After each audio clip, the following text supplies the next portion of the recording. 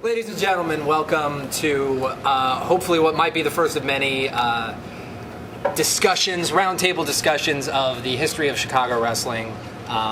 Probably other wrestling too. Chances are when you get people together who like wrestling, they end up talking about just about everything. But yeah, so welcome. Just do a quick introduction around the table of the people here. Very first person to introduce would be, in fact, the man who kind of started this whole thing, Mr. Pete the Pup. Want to say hello? Hey. What's your deal? Say hello. Want to thank Chris Kowalski at ChicagoProWrestling.com for giving me the opportunity to start the Golden Age of Wrestling thread. Actually, it was his idea. I was against it. I didn't think it would fly. And don't take any of my stock market tips either, because I was wrong on this one. So I'm glad that it turned out the way it did. And I just don't want the Golden Age of Wrestling to die. I want it to be remembered. I think right now a lot of people just think wrestling started with Hulk Hogan, and that was my main purpose in starting the thread. Hey, whoever. Mr. RICOLO, and I'm proud to be here with Chicago Pro Words, Pete the Pup, and everybody else. Great thread. Check it out, ChicagoProWords.com. You won't be disappointed. Man who needs no introduction. The one and only Rockin' Randy Ricci, ladies and gentlemen. Buzzsaw Brad Hunter is just here for all the stories. I'm Ken. I like to listen about wrestling. I'm Brent the Mutt, son of Pete the Pup. Happy to be here. I'm ex-timekeeper. I'm glad to be here. I want to thank Chris for allowing us to talk about this and bring it to life and actually see the faces behind the names. I'm Ed Schumann, and I'm here too. Lucky me. Out past where God lost his sandals. So let's go. What do you want to talk about, Phil? What do I want to? Well, geez. Well, you were there, Ed. Tell us about Frank Gotch versus George Hackenschmidt. I went to the bathroom. I screwed up the whole thing. Oh, you I was jerk. there for the hour and a half that they wrestled. Was it 14 hours straight or some stupid thing? Something like that. Yeah, very close to it. I'm Yeah. sorry, I wasn't quite around yet. Oh, okay. Fair enough. All right. I think sort of one of the places that Pete kind of started in the whole thread of about the history of Chicago wrestling was just the sheer number of buildings that in the Chicago area that actually hosted wrestling, and you described them very well. Oh, yeah. For example, the Chicago Coliseum. I'm going to kill you, Randy. Sorry. The Chicago Coliseum is the only wrestling coliseum in the history of the world in which the rats weighed more than the guys in the ring. Trust me. I believe it was like on 12th and Wabash. 18th and Wabash. I'm sorry, it was 18th and Wabash. And I don't know what it was used for aside from urban blight. I can tell you one thing, actually. I've done research. I have notes. The Coliseum was actually opened in 1899, and the facade of it was the old Libby Prison, which was a warehouse turned into a Civil War museum in Richmond. In Richmond, Virginia, the gentleman who opened the Chicago Coliseum transported the warehouse brick by brick to Chicago to turn it into a Civil War museum. And then didn't like that, so he gutted it, kept the facade, and turned it into a Coliseum for wrestling. And I think the Blackhawks were there, and also basketball. Roller derby was in the Coliseum. Yeah, the very first also. roller derby match happened in 1935 in the Chicago Coliseum. So what made that building so special? It was a dump, but as they say, it stank of nostalgia. Okay. It had a personality, and I think one thing lacking in these buildings now is they're all too sterile and antiseptic, and there's no personality to the building anymore. Buildings like that was where I got my start in watching wrestling. I first went to the Chicago Stadium in the 50s, saw Gorgeous George, Sky High Lee, another name that is totally forgotten, and then I saw wrestling at the old Marigold Gardens, which seated about 1,000. It was kind of semi like a B, like a minor league kind of thing. They used the Marigold in order to build up the cards for the granddaddy of them all, the famous International Amphitheater on 42nd and Halsted, where it all actually began for me when I was a little pup in freshman year of high school. So what was the year of the very first show that you went? The very first show that I went to that I consider losing my virginity, so to speak, was I was a freshman in high school and I went by myself to the amphitheater, and I would say it's like 1964. I used to go to the matches with my father before that, but this was the time when I went out on my own. Okay. And the first card that I saw, I believe, had it was like one of Bobby Heenan's first cards. And I know Dick the Bruiser wrestled on the card with one of his long-forgotten managers, Captain Willie. And also there was a tag team out there, the Assassins, with Joe Tommaso and Guy Mitchell, who later become one of the Valiant Brothers. And they were masked wrestlers. And Dick the Bruiser was a heel at that time. And Valentine was a face. So everything had like a bizarro world context to it. And you have to remember, at the amphitheater in the 60s, smoking was allowed. So you had about 12,000 people with pipes, cigars, hookahs, everything. You were watching... That was only the balcony crowd. That was only the balcony. Please do pass me something, thank you. But you were watching everything through a fog. Okay. And I believe the amphitheater was built in 27. Let's see, what do I have here? What do you have here? 1934. Yeah, it's close. Yeah. It was never cleaned out since 1934. It was just caked in dirt. Every seat had 9 inches of dirt, and because it was by the stockyards, every time I went to the wrestling matches, they always had the rodeo the day before the matches. So when you went to the amphitheater,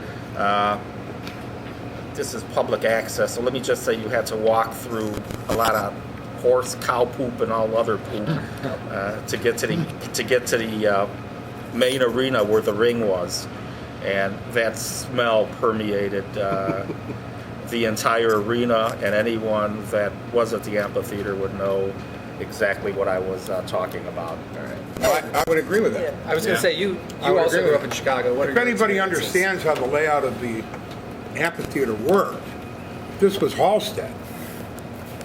This was Halstead here, and you came in the main doors. You went straight into the arena, basically. But if you came anywhere from like the back or the sides, you walked through this whole, the arena was like here. And you walked through all of these areas, and that was where all the dirt and the garbage and everything was just pushed. Pushing Yeah. aside. Just Yeah. pushed to, and up against the walls and stuff. Yeah. It was exactly as you described it. Yes. It was odiferous, to say the least. The one redeeming thing there was the restaurant. Yes. Why am I surprised you're saying this? I'm a fat guy. The restaurant was, the steakhouse was fabulous. The Stockyard Inn. At the Stockyard Inn at the Stockyard Inn, time, right. yeah. And when you went to the amphitheater, if you were going to matches in the 50s, so was I. When you went to the amphitheater, it was an event, Correct. a real event. There were people that were dressed in suits.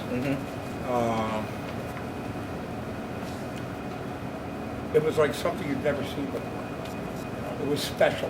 Correct. It was very magical. It had an aura about it. It had a feel to it. And normally they didn't disappoint you. Because back in the 50s, early 60s, most of the cards that the NWA was putting on, Fred Kohler, were just top-notch stuff. Absolutely some of the greatest wrestlers that we've ever seen in this business. We were talking about it earlier with Sweet Daddy Siki, Bearcat Wright, Red and Luke, Bastine. And the list goes on and on. The Fabulous Kangaroos, Buddy Rogers, Gorgeous George, Pat O'Connor, some of the greatest technicians. Killer Kowalski. Johnny Gene Kiniski. Valentine. You could just go on and on and Yeah, on. the Hans list Schmidt. just goes forever. It just goes You know, forever. Argentina Rocca, Argentina Yeah. Paulo, Paulo. all those guys. All right, we'll get into those guys in a second. Wow. Yeah. Hey, no, Okay. there's going to be a lot. Good. Joe, as a person who worked for the Illinois Athletic Commission, what was your experience with some of these buildings and sort of? My favorite was the amphitheater, just because of the history with actually seeing where my childhood idol, quote unquote, Dick the Bruiser, had most of his matches, and I thought it was heaven on earth, and And when they closed, that was probably one of the saddest days in my sporting life, I guess you could say. And it was a fun place to be. I got to literally go behind the scenes, like Pete has said. Ed's probably been behind the doors that very few people got to go behind. And it was, I used to get there early just to walk around the building, just to see what I could see and go where people can't go or couldn't go. And it was a lot of fun. And being with the athletic board, it was a lot of fun too, meeting the old timers. That was special. I mean, nothing wrong with the guys who wrestled in the last 20 years or currently, but it was more fun to see the guys that you watched on TV, call each other out and told you better be at the amphitheater 4 weeks to see what he's going to do to the guy, break his rubber neck or turkey neck or whatever, that kind of stuff. That was cool. And to meet these guys in person, that was, a kid's dream in a grown-up's body. That's all I can say. Randy, did you grow up in the Chicago area and have any experience with any of the buildings? Well, I ain't that old. I know you're not that old. I know you're not that old. I know what they're talking about, and that was the big stuff. Bob Luce, the Bruiser, they had an amazing way of building that stuff up. I mean, especially to the amphitheater. I lived in Lake Zurich, and my folks would never take me to the amphitheater, and I sure couldn't hitchhike or take a train from there. I used to love to watch Luce because he would show the results after, half of it cameras in slow motion to make it last longer, but damn, that was drama. You know what I mean? I mean, that's what hooked me. It was the way that Luce used to push that, push the amphitheater show, and the way that Bruiser used to push the Civic Center shows. Because I think at one point, weren't they back to back, or one was on 26 and one was on 44 back to back? Something like that, yeah. When I first learned how to use that UHF channel, I got there and I started flipping it when I was 5 years old, and handsome Jimmy was on his knees, gigged to the max. Half of the white blonde hair was red, and he's on his knees selling for the Bruiser, doing the gimmick, and I was like, what is this? I was hooked. I was hooked like a fish, And like you were saying, I mean, handsome Jimmy, I hold him responsible for teaching me this industry. It was the coolest thing to be in Memphis with that guy. My first run in, and I kept. We ran the roads together off and on for 5 years there, and I never got looking over the passenger seat going, Jimmy Valiant. You know what I mean? Absolutely. And you couldn't have had a better guy To teach him. to run the roads with. Yeah. Because when you're running the roads, you learn a lot of things sitting in that car. That's where you learn to work. Driving 500 miles with just 3-4 guys, Not only on the way in, but like on the way out of a match, constructive criticism time, where everybody sits and talks about how your match went and this guy and that guy and this guy. But, you got hooked the same way Pete got hooked, the same way I got hooked, only by different people. Yeah. You got hooked by the drama, the theatrics of it, the athleticism of it, but mostly the drama. Yeah. That's what appealed to you. These were guys that knew how to wrestle, tell a story, paint a picture. Papo once told me that you're an artist, and this is your canvas. And you can take these people and you put them right here. That's where the magic starts. You take them, put them here, and you take them wherever you want to bring them. He says, that's empowerment. And he's completely true. You look at some of the wrestlers, gorgeous George. Oh. You can't say enough about that particular guy. I started watching TV when I was like 5 years old with my grandfather, and he lived with us. And he had his own complete setup downstairs. We had a really big house. My parents were well-to-do. And he would throw his slippers at the TV, when he'd get hot, over what was going on. Whether it was Johnny Valentine, doing something, or whomever it might have been.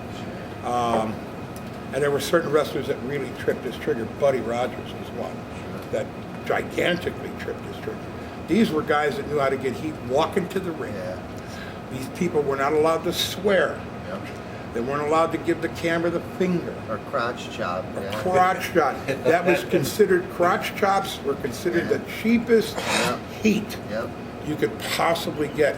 And many territories, they were banned. Yep. If you couldn't get out there and get yourself over on your character and on your ability to work, Yeah.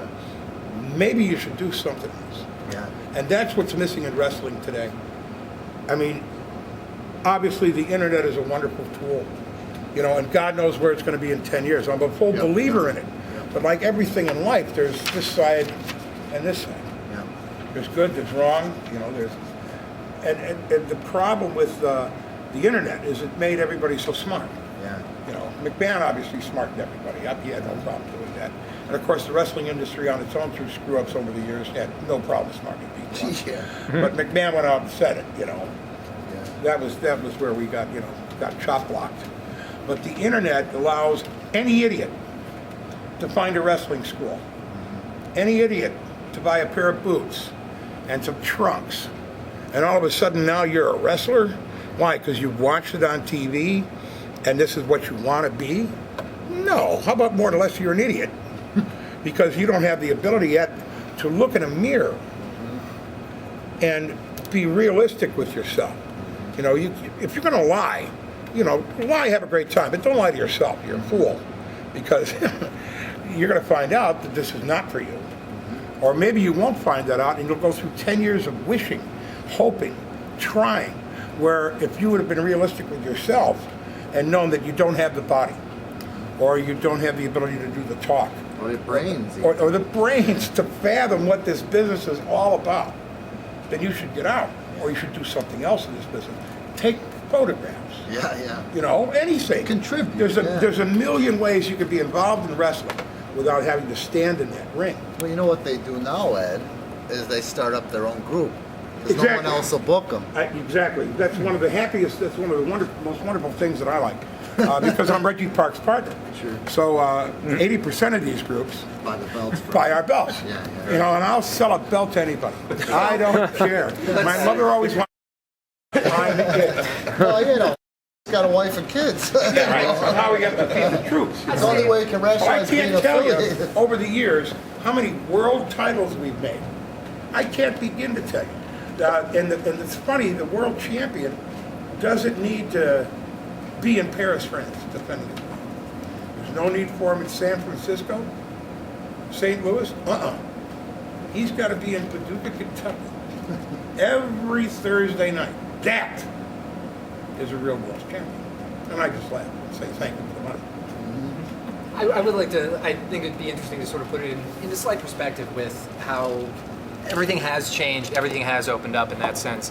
But let's not mistake and forget that there were how many times throughout the NWA where in a 2 out of 3 falls match there was a no DQ, there was a DQ finish in one of the falls, and that would set off a string of disputes. The AWA was created out of one of those disputes. Right. Somebody who couldn't get where they wanted to be, Right. and started up their own promotion. Exactly. So it's a facet of the wrestling business. So. Well, it is and it isn't. I know what you're saying, and I'm really, honest to God, I'm not trying to be an old crusty. Sure. But all right, I'm trying to be as least as I can be. At least those guys though knew the craft somewhat. Absolutely. You know, Luke Williams. You know Luke. Yeah. Luke's been in the industry since '61, and he talks about this faction that Mark Lewin and Kevin Sullivan broke off with. You ever see any of those shows? It was mostly slice and dice, and No. they would heard go about into a territory that was hot and decent and kill it with all that crap, and then just hit the road. You know, but even those guys knew how to work and at least draw and suspend disbelief for a bit. I mean, just for example, there's a group that runs up the road from here, tries to tell people they put 300 people in that building. From the outside, the building looks gigantic, and he and I have driven by that building, I don't know how many times over the last decade. I says, okay, we're going to go inside today. He went inside, and you know, how many people do you think could fit in there? Maybe 100. How high is the ceiling? Less than this. I know, so that's the kind of stuff Absolutely. I'm talking about. That Yeah, makes us look like Jamokes and Bozo the Clown when you run a building with a 9-foot ceiling, you know what I'm saying? And like you're saying, guys that look in the mirror, they don't see what we see. this business is sacrifice. You know what I mean? And if Absolutely. you don't have to be a giant anymore, but you got to be in somewhat shape. Right. And you you've know? got to have a clue. Yeah. The biggest thing is having a clue. Yeah. If you don't have it here, you don't have it. You're dead. You're dead in the water. I can't count the amount of guys I've seen over the years.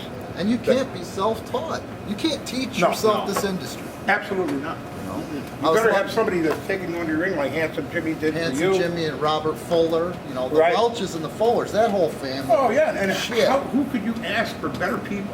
I got lucky. You know, yes, you did. You know, I mean, I was lucky too. I had Popo, Yeah. I had Christie, I had Cholak.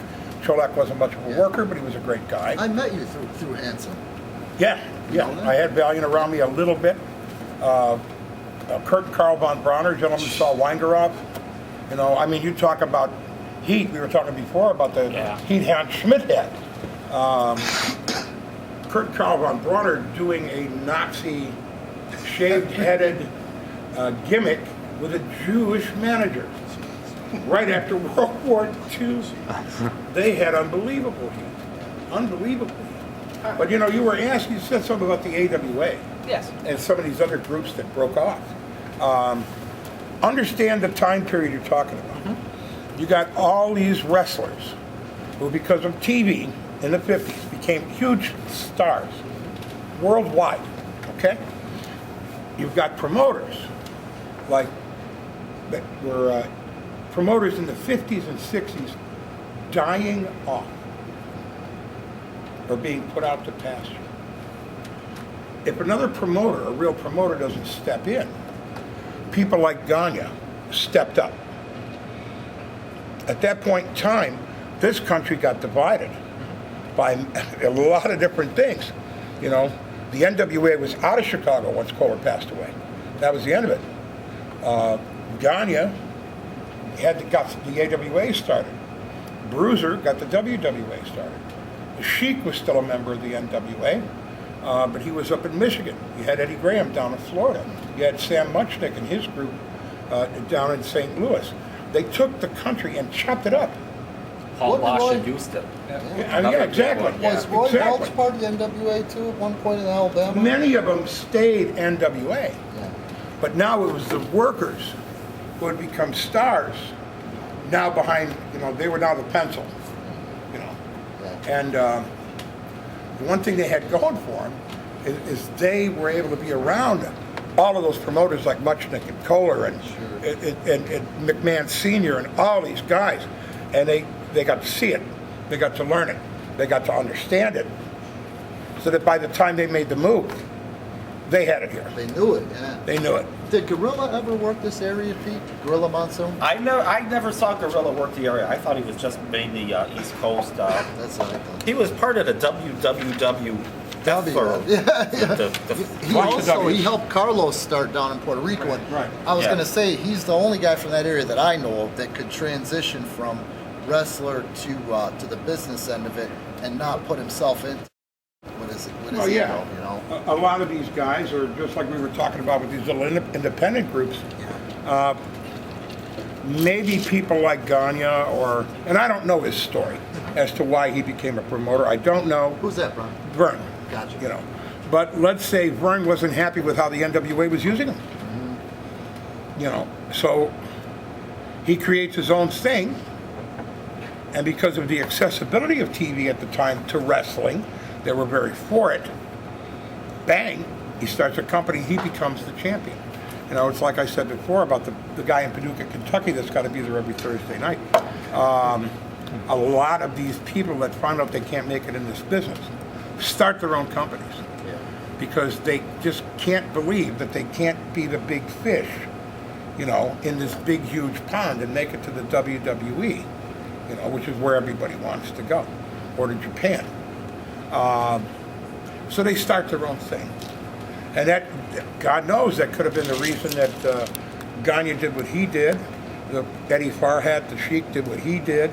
You know, Eddie Graham down in Florida, all those different guys. But a lot of them stayed NWA. The Sheik did, you know, the people in St. Louis did, people all throughout the South and into Geigel, Florida, you know. Bob Geigel, yeah. Yeah, Bob Geigel too in Kansas. Yeah, absolutely. All right. at one point we were talking, you guys were mentioning sort of the drama and the heat that everything was created. There were a couple of things that I found, just sort of local incidences. I think one of the most famous ones that ever happened was a shooting at the amphitheater. And The famous shooting. the story, now the story as I've heard it, and this was told by Bobby Heenan, was that it was during, I believe, Gagne and Bachwinkle. Gagne Bachwinkle, yeah. He gets up onto the apron to cause some havoc, and a gentleman in the upper deck said, "I'll get him down," and proceeded to start shooting. Yes.